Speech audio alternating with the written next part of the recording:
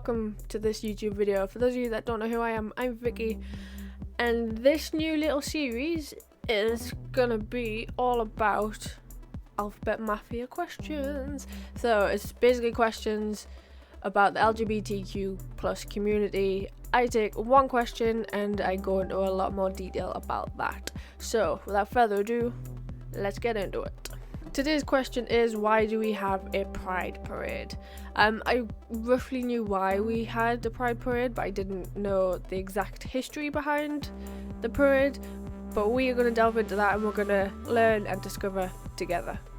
So I have a few notes, and I am also on a website, so I'll be kind of reading from the both of them because they explain a lot better than I ever could about why we have a Pride Parade.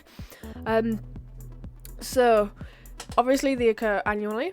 They happen round about June-ish for most people, and it's to commemorate the 1969 Stonewall Riot in New York City.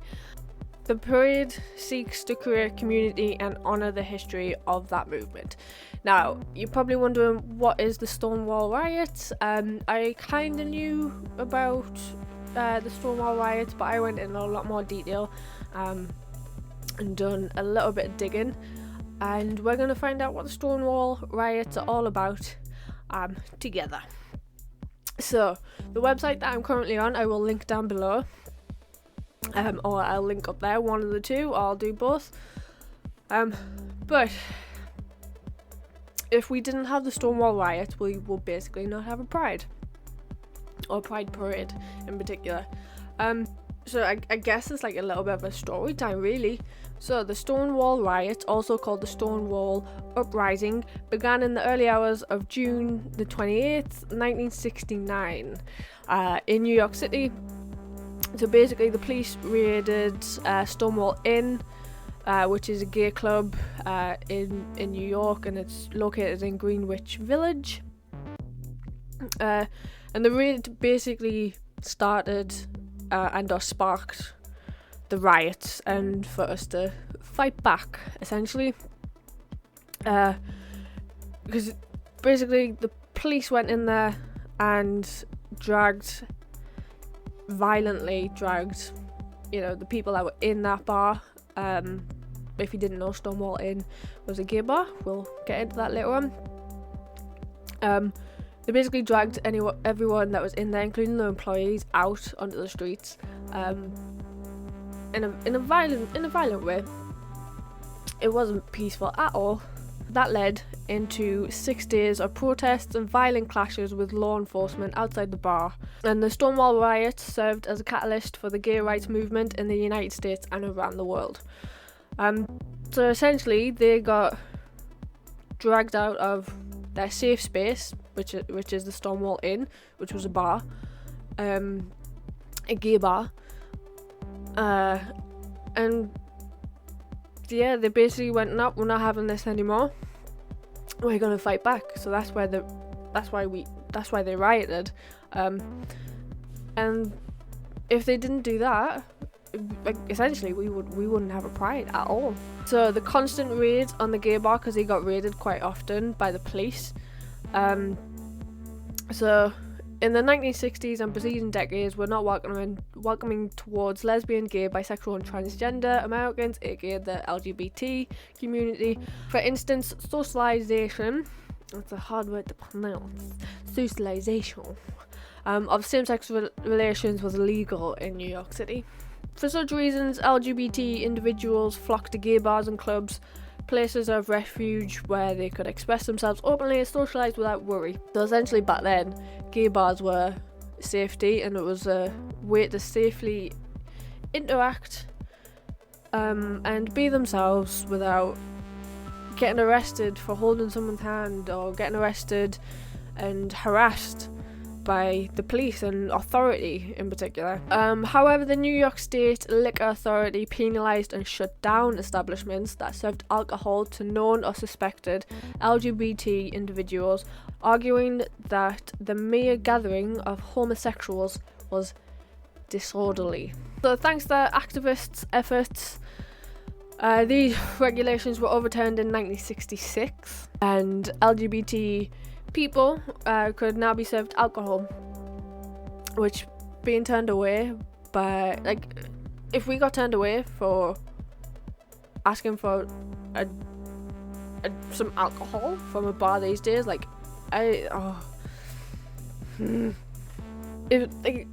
if we got turned away now, I think it would be like another, not necessarily riot, but like there would be a movement happening if all of a sudden we got turned away for being ourselves because someone didn't agree with it. So I can't imagine what, you know, they went through. But engaging in gay behaviour in public was still illegal. So essentially, you couldn't hold hands, you couldn't kiss them, and apparently dancing with someone of the same sex was illegal. Don't understand how dancing with someone of the same sex automatically makes you gay, but hey ho.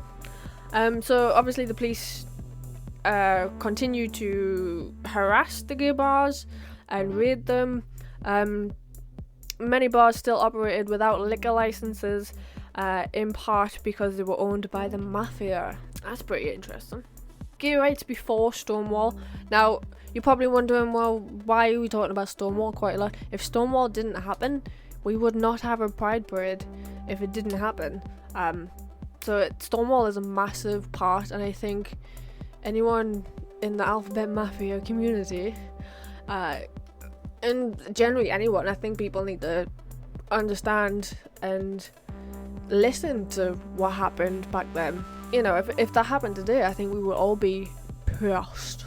So, gay rights before Stonewall. So, before even Stonewall, or the Stonewall Riots even happened. The first documented US gay rights organization, the Society for Human Rights, was founded in 1924 by Henry Gerber, I think you pronounce that, a German immigrant. Police raids forced them to disband in 1925, but not before they had published several issues of their newsletter, Friendships and Freedom, the country's first gay interest newsletter.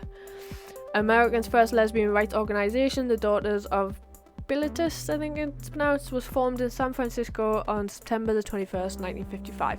Now, those newsletters, I'll try and find them floating around the internet because I'm sure they are. And if I do, I will put them down below so you can have a little nosy of those newsletters, or I'll put it up in the little corner. So in 1966, 3 years before Stonewall even happened, members of the Mattachine Society, well, either one, that society, an organisation dedicated to gay rights, staged a sip-in where they openly declared their sexuality at taverns, daring staff to turn them away and suing establishments who did. That is awesome. That is amazing. Basically, that was the first movement that was just like, go on then. What are you gonna do if I am gay? Turn me away. I dare you. So that's quite cool to think that happened back then.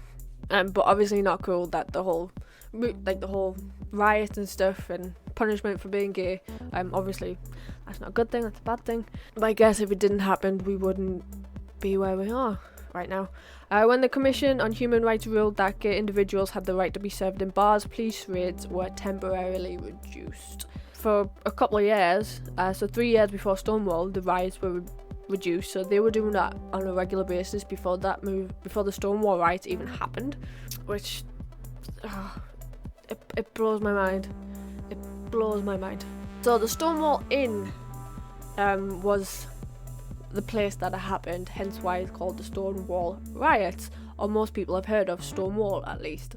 That was essentially a club. The crime syndicate saw profit in catering to shunned gay clientele, and by the mid-1960s, the Governor's crime family controlled most Greenwich Village gay bars. In 1966, they purchased Stonewall Inn, which was primarily a strip bar or restaurant, and cheaply renovated it and opened it in the next year as a gay bar. So I like the fact that they got like a traditional strip bar and restaurant and just went, nah, like, this is gonna be a safe space, like, this is gonna be a bar. That's you know, we needed safe spaces back then, and I don't think we need safe spaces now, because I think more people are understanding and willing to understand.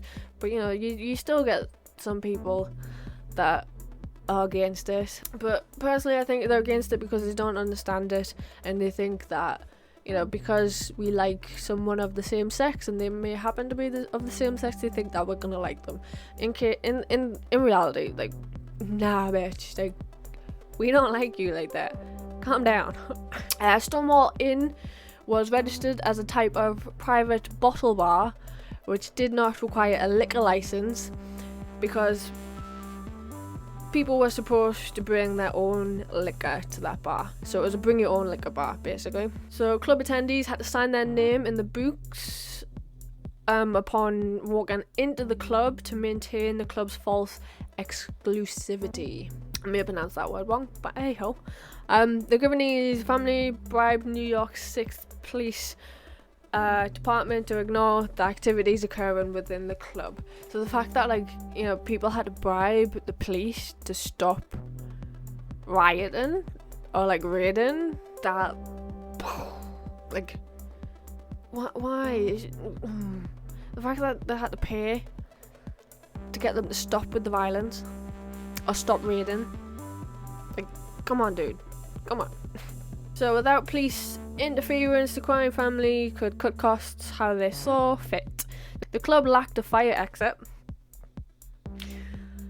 running water behind the bar to wash glasses, clean toilets that didn't routinely overflow, and palatable drinks that weren't watered down beyond recognition. So what's more, the Mafia reportedly blackmailed the club's wealthier people that attended, who wanted to keep their sexuality a secret. So if you were higher up and you had some money and you were pretty wealthy back then, but you wanted to keep your sexuality a secret, essentially you got blackmailed by that place, so you could keep your sexuality secret. So Stonewall quickly became an important Greenwich Village institution. Too right. I think any safe space should. You know, in society these days, I don't think we should have safe spaces, because the whole world in general should be a safe space, but unfortunately it isn't in some places. So it was large and relatively cheap to enter. It welcomed drag queens who received a better reception at other gay bars and clubs. It was a nightly home for many runaways and homeless gay youths who panhandled or shoplifted to afford the entry fee, and it was one of the few, if not the only, gay bar left that allowed dancing. So remember, back then, dancing with someone of the same sex was classed as illegal. Raids were still a fact of life, but usually corrupt cops would tip off Mafia-run bars before they occurred, allowing owners to stash the alcohol sold without a liquor license and hide other illegal activities. In fact, the NYPD had stormed Stonewall Inn just a few days before the riot-inducing raid. Like, that baffles my mind still. Like, but I understand that it had to happen in order for us to get where we are now in the Alphabet Mafia community. So let's talk about when the rioting kind of began. When police raided Stonewall Inn on the morning of the 28th of June, it came as a surprise the bar wasn't tipped off at this time. Armed with a warrant, police officers entered the club. It says roughed up the people. Essentially, they got violent straight away. The police got violent straight away, may I add. Finding bootlegged alcohol, arrested 13 people, including employees and people violating the state's gender-appropriate clothing statute.